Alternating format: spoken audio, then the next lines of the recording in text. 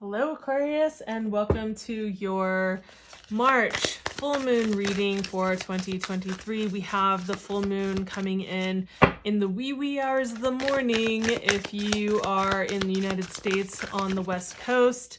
We are doing these readings. These are very quick readings for the full and new moon, and we're taking a look at what themes are actually present and coming up for you to deal with during this particular full moon to new moon cycle, and also what kind of advice you're getting for how to navigate that. So let's pull a card or more about that.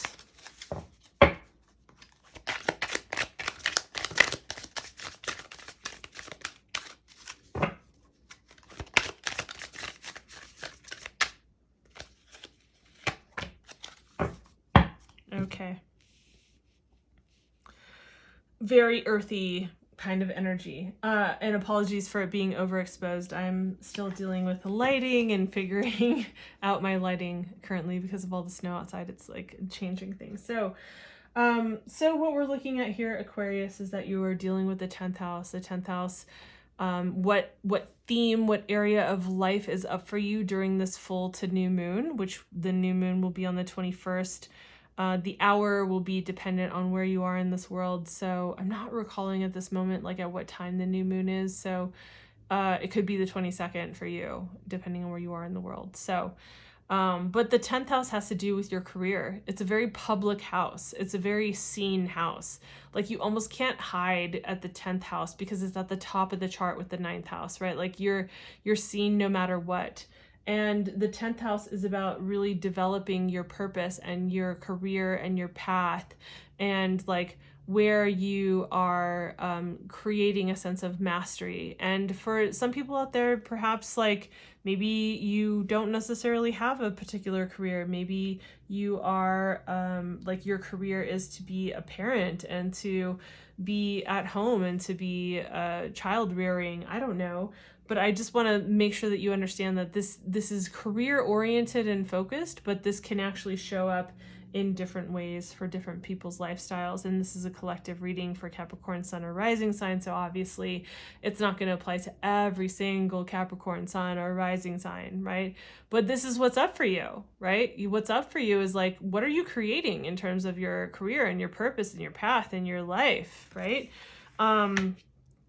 When we are working with the energies of the full moon, we're working with, like it builds and builds and builds and builds. And then we get to the pinnacle, the peak point of the full moon, and then it pops, right? And after it pops, it is waning. And that is when we are wrapping things up and realizing like what needs to go, what doesn't serve, what's going forward in the purpose.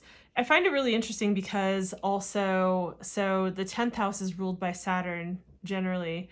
And as an Aquarius, traditional deacons and signs would say that you are ruled by Saturn as well.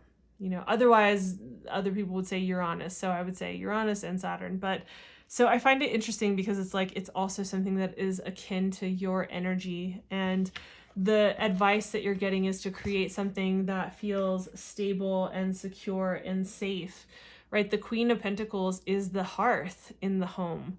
The Queen of Pentacles is what makes the home feel safe and secure and nurtured and nourished and like a place that is sanctuary, right?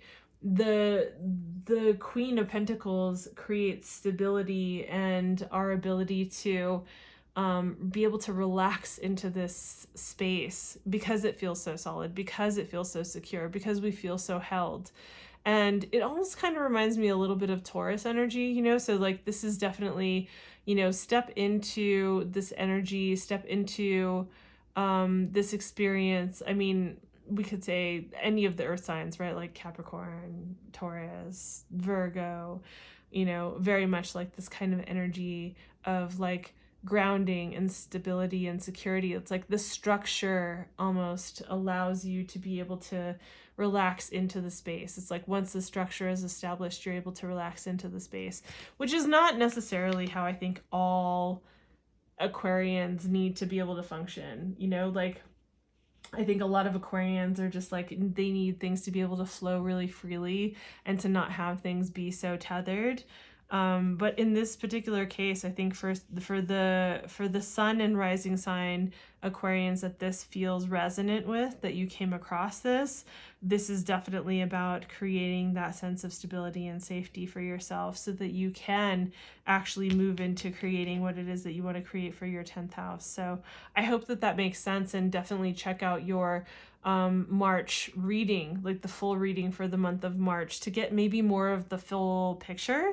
And I'll have that up on the screen here. And you know, obviously the best thing is, like, if you really want to know specifically for you, you can check out the description box for 30, 60, and 90-minute readings to book with me. So I will see you either in the next video or the previous video. I hope this was helpful. Bye.